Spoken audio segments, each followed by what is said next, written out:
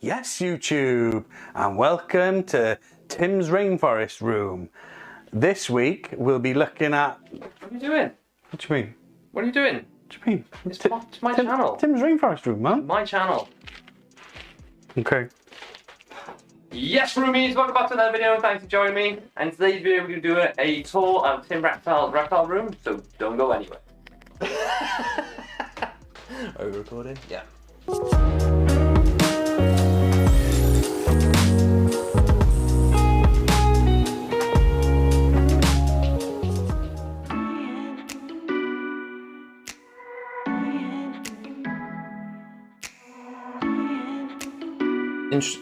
Bye-bye. Don't worry, I got one. Ah, thanks.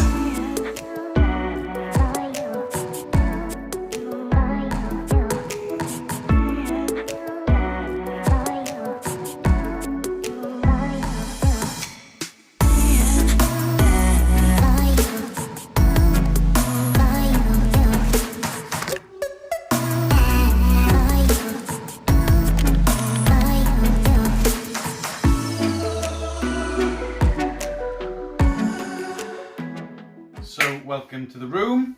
John's very kindly come round to have a look at everything, cast his eye over what we're doing, give his opinion. Hopefully it's favourable. So, if we start at the beginning, this is where I sort of restarted the hobby off with one of my favourite species, Bombina orientalis, the oriental five-bellied toads. We've got white cloud mounted minnows in here, we've got ramshorn snails, we've got neocardia shrimps. This is the setup. We've done a couple of videos on doing setups for them, and there are sort of flagship species then, I suppose. So you've had a lot of breeding action going on here recently, haven't you? So what's been going on with that? We didn't intend to breed, but I think this room gets a bit cooler in winter if it's not heated, and I think that's triggered a breeding response. So we've had a lot of breeding going on in the last 12 months. Is there any particular time you find the breeding action goes on in the year, or? I think it started sort of April, May time, when it started getting warmer. That triggered it. The white cloud mountain minnow have been good at population control, though they've been eating the eggs before they've hatched a lot of the time. So we had about 50 young. You're taking some today. Yes. Back with you. And the others, hopefully, have all gone to good homes. We've tried to vet where they've gone and be aware of their welfare more than trying to make any money off it. It's not a big money thing. It's not something I planned to do. It's just something that's come about. And the few that made it past the egg stage 2 tadpoles we've raised in a separate tank. So what sort of lighting setup? Are you going to heating going on in this, or do you want to talk a little bit about that? There's a little bit of a heat mat on the back that is sharing with the day geckos next door. We've got an LED bulb, and they've got UV. Only a little bit over their tank.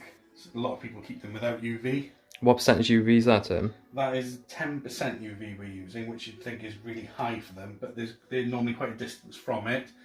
There's also the mesh on the top of the exoterras, which is going to deplete the UV that gets down to them. I quite like this little ingenious idea to recycle some of these boxes. Mate, do you want to talk us a little bit through that? Yeah, well, I don't know if it's by design, but cricket tub lids fit perfectly on the top to keep the humidity in. So we leave a gap. So hopefully there's some cycling going along the back there and from the front. But yeah, cricket lids and exoterras, match made in heaven. I love that. I think there's so much waste that we use in the reptile hobby, and that yeah, like we throw away tubs all the time. Yeah. Throwing away tubs, it's just like, surely, there's a better use. It'd be good if we could recycle them and get, like taking all pop bottles back to the pop factory and get a bit of money back for the packaging. I'm sure someone should be able to make it cost effective. Definitely. Okay. So the next viv, we've got one of our neon day geckos. Unfortunately, we had two young juveniles, and they've grown up to be two males. They weren't getting on, so we've got to separate them. So is this fully bioactive, this one? This is fully bioactive. So we have got drainage layer, separation layer, an ABG type mix. Is that one you made yourself? Yeah, So we've got Layla substrate video you can look at on the channel. And I'll link that down in the description as well if you want to go and check that out. Thank you. And we've added tree fern and probably a bit more sphagnum to increase the moisture that can be held. We've got red vein Fittonia, I think it's parlour palm, a few air plants, and a brom just for John. A what? Back, a bromeliad. Do you want to say that on camera, Tim? Bromeliad. Yeah. Just for those who don't know, Tim doesn't really like bromeliads apparently. So we've got one in here. Yeah. Oh, we've also got a giant African millipede in there. Okay. We saw him the day we put him in, and we haven't seen him since. Oh, okay. So hopefully he's in there doing his thing. We see some leaves demolished every now and then, so we presume it's him rearing his head. We know to chuck some custodian fuel or a bit of sweet potato or butternut squash in for him. I remember you making this tank, and I'll put a link down in the description of this video as well, but for those who don't remember, because I think I shared this on my channel, it was quite an unusual setup, and now he's grown in. I think it's really, really unusual still, but makes a lot of hiding spaces, and that little structure, I really like that bamboo structure. Was it much to making that, Tim? It's just pieces of bamboo, varying diameters, stuck to a piece of slate to make sure it all stands up. Well, it wasn't a lot to it. I think, yeah, it was silicone. I think we tried hot glue and that didn't stick to the slate too well initially.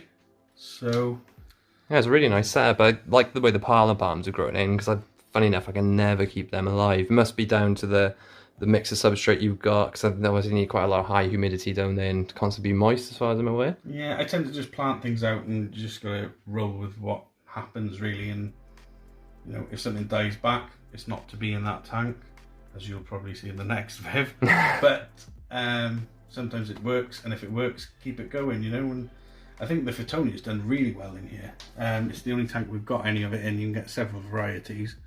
I don't like too much colour in the plants either. I think it detracts from the animals. Yeah, I feel the same. But that, I think, is subtle enough, and it's, you know, it's a good colour. We've definitely got a nice new growth in there. Yeah. Hasn't been pillaged by the feeders too much either. No. That's looking really nice though, mate. Well.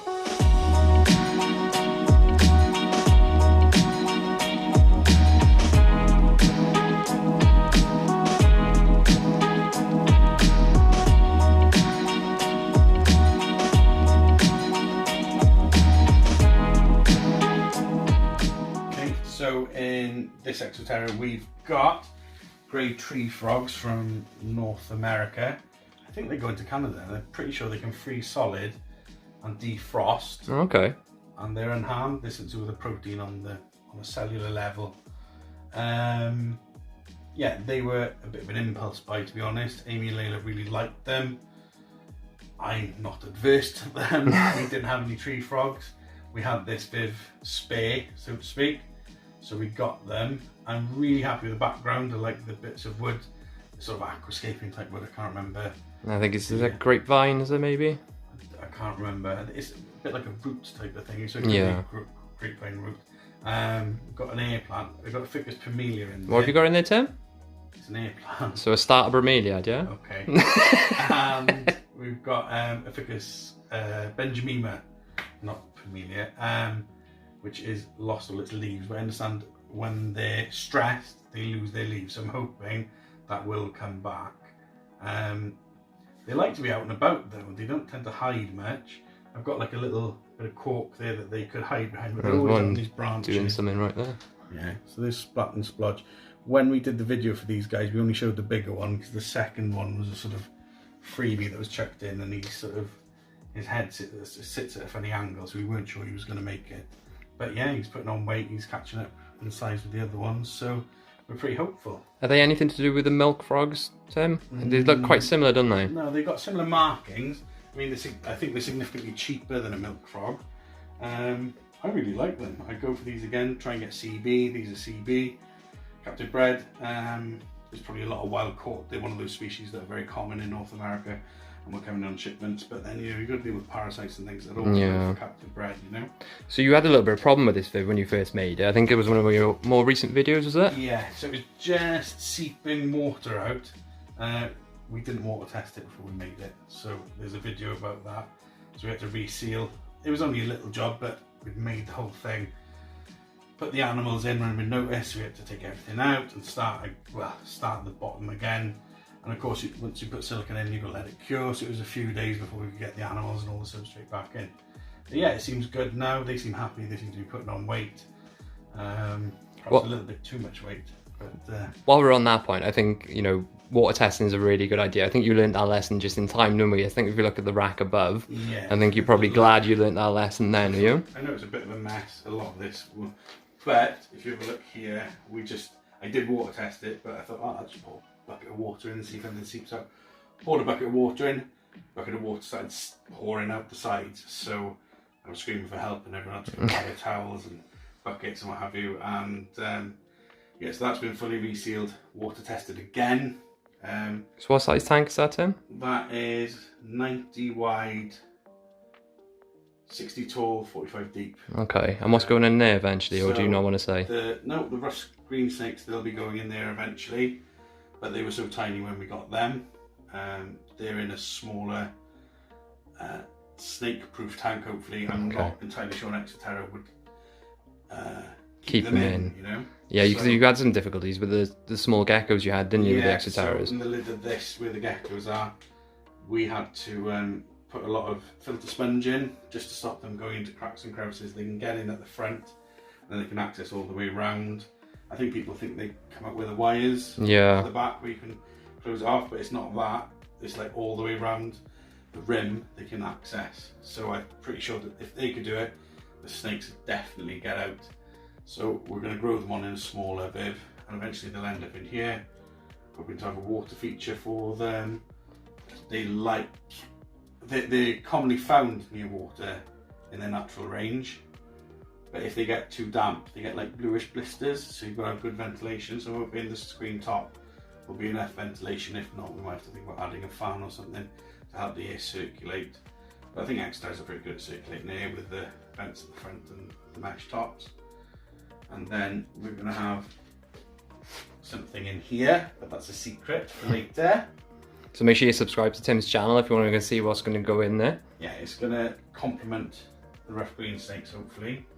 And we're putting quite a lot of effort into researching the nuances of these two enclosures.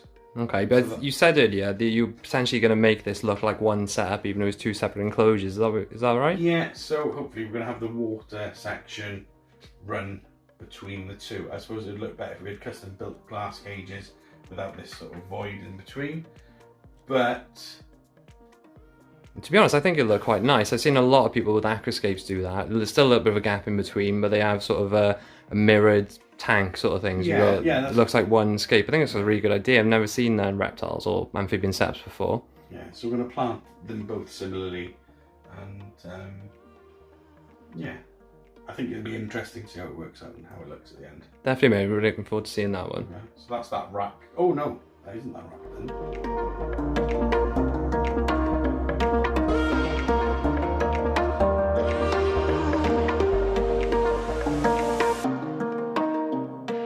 So this is one of your, well, you've got two species of snake in this room, Tim? So this is the first one we got. So my ethos is generally get smaller species and provide them with a large enclosure. The problem with that is you don't get handleable animals normally. Yeah. Which is something that doesn't really bother me. I've got them to look at, you know, I treat them, I suppose like people would treat tropical fish or something like that rather than a mammal perhaps. Yeah. So this is the one reptile I'd say that can be handled with some frequency. Not a massive fan of royal pythons and sorry, but, not dissimilar. This is a spotted python. But I think we were having a chat about this earlier, weren't we, about, you know, seeing the same sort of reptiles always in the same shops, like you said, ball pythons, bearded dragons. But I think this is quite like a manageable snake in terms of its size. How big does it actually get him? So this is a male which is smaller. So we're looking at about, he's got 3.5 foot, I guess. The females get a little bit larger. The genus Untitled from Australia, dwarf python. So you've got the spotted, children's, anttail. It's quite similar to like a carpet python sort of thing, really, isn't it? I mean, they're all Australian. I love the markings. I love the colours. I mean, it's beautiful. I don't know if it picks up on the camera, but it's almost like purple. Yeah, I think it's got that iridescence. Yeah, the iridescence is there. I mean, I love Brazilian rainbow boas as well. You know. Yeah. But they're a bit big for me, really. So, yeah, I had this Viv. I didn't really know what I was going to put in it. And I think it's a good size for him, you know. It's sort of... It's quite a different sort of build for you as well, isn't it, this one? Yeah, so this is an arid build. There's no drainage layer. The planting, we've got to be a bit thoughtful about what we put in there. We've got grass. How do you find those sort of plants get on in that tank? Because it's something obviously I'm looking into at the moment. They seem to be going okay. They're planted separately. You can see on the build video how we've planted them. So he can't get in and uproot them. I think that's the challenge, isn't it? When you have a drainage layer with a snake, you have fear of them getting trapped underneath, or... Yeah, and especially with a royal and the plants, a royal is a heavier bodied boyd than this species. So you're going to have to be careful what he's going to flatten. It's challenging, I think. Yeah. Are these nocturnal? Yeah, I'd say so. Or crepuscular, certainly. Okay. We do see him in the evenings quite frequently. He's a bit of an odd one. He hasn't got the appetite like most of them are really good eaters. He's sort of drop fed. He wouldn't strike feed for a long time. He did strike feed last week, actually. Yeah. But he'd been in blue and then he'd shed. But he's looking in really good condition. I know when you had him out earlier, he feels really firm and not underweight at all, is he? No, I really like him. And you know, he's pretty handleable. Yeah, he is our perfect visitor snake. Yeah, that's it basically. If someone comes and they want to get something out and handle it, this is the one to get out. Everything else is far too delicate or secretive or delicate to mess around with, really. But he's fairly durable, a bit interesting and a bit different. So what heating have you got in there? Those deep heat emitters and a halogen? So we've got deep heat emitter on a dimmerstat for night time. We've got halogen daytime on a dimmerstat. We've got a night crew LED, and we normally have UV. But as our day geckos have been not getting on, they've been separated, so the UV's gone onto a quarantine tank next to him for now. But yeah, normally he's got UV as well. Seems pretty happy in there. There's plenty of space for him, isn't there? And I really like the rock structure you've got. Obviously, giving that more. Well, it's just giving him extra climbing and interaction with the setup itself. Is there anything that you found as a downside of the setup you change, or? Yeah, something I meant to do that I forgot to do was put a tubing through the background so we could run the stat sensors through it. So I think that's a bit unsightly.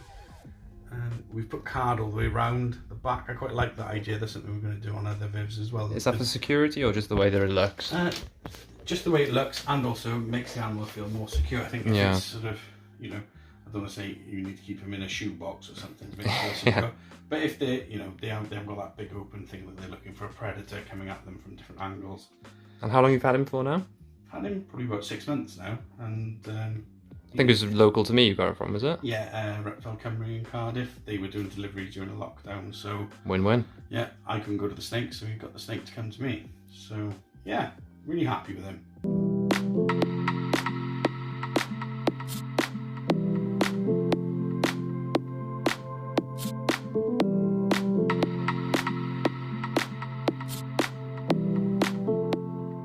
In here we've got one of the neon day geckos.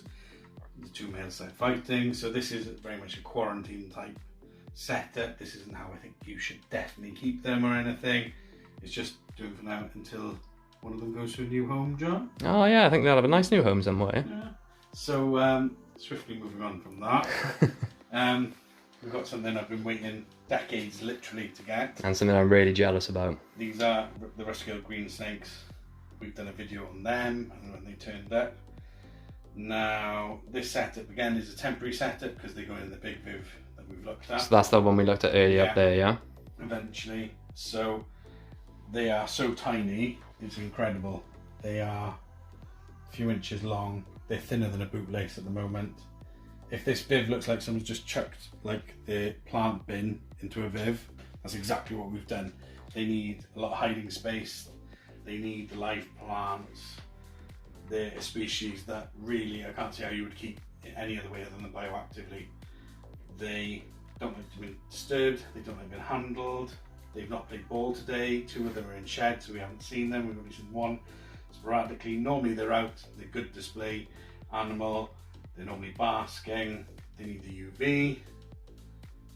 You were telling me something earlier about the main difference between captive breds and something to do with their food. What was that about, Tim? So I think the wild caught specimens, a lot of them don't do well. Like I kept one over 20 years ago when I was a kid. It was wild caught, only lasted about 6 months. I've sort of been researching these for a couple of years to get my knowledge up to speed. So hopefully that, you know, keep them going. These are captive bred specimens. Wild caught specimens, I think you can keep them if you feed them on a sort of wild caught diet before their gut requires that. However, I didn't want to take that risk. I wanted captive bred, which is why I've been looking for so long. And we've got them, and they're in a quarantine type setup again, albeit a bioactive sort of quarantine type setup. Because while we do this, because they're so rare, I've just sort of got them when I've been able to get them, you know. Been looking for 2 years, and we've got 3 specimens. 2 are quite big, they're the ones in shed that we haven't seen today. The little one is doing the rounds. Wasn't sure that was going to eat when we first got it, but silkworms have been the saviour, and it started eating silkworms, and now we're seeing it hunting the crickets and things like that. So these don't constrict their prey, do they, Tim? They just grab them, munch things down straight away. Pretty savage to watch, actually. You think you've got some good videos on that video on your channel, haven't you? Yeah, if you have a look at that video, it'll show you the basics. I talk about the basics of keeping them a bit more in depth than I have just now. And hopefully we'll have better videos once we've got their big enclosure done and they're growing a bit and they can go in there. I think it just highlights the importance of researching so much, especially when it comes to I'd say this is probably a specialist species video. Yeah, there aren't many insectivorous species that are kept. I can't think of any that are regularly kept in the UK other than these. There's a few North American species, like I wouldn't mind a DK's brown snake, which is really common in North America. Hardly ever see them in this country. But again, they'd be wild caught. I did see some a couple of years ago, but the price put me off. The wild caught specimens in the shop I contacted, they weren't too sure on the quality of the wild caught specimens, so I decided to leave it. But if ever there are captive bred population for the pet trade in the UK, I'll be looking at them as well. So you got these from actual breeder, you said? These from a breeder in Manchester. I had to get a friend to go and pick them up because I had to cash and collect them. It was a long drawn out process. I was just glad when they got here. Nervous week or 2, not sure if they're eating because they're quite secretive, but now I've seen them all eating. I'm able to breathe a bit more easy, yeah, and I'm happy with them. Yeah, they're great.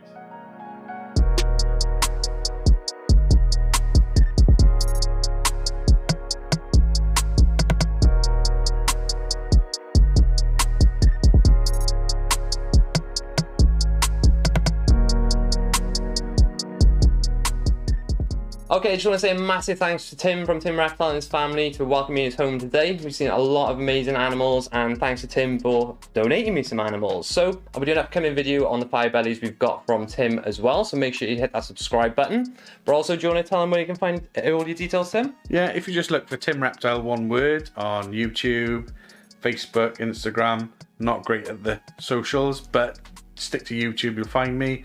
We're doing vids on the builds, on the reptiles, amphibians, perhaps a few inverts.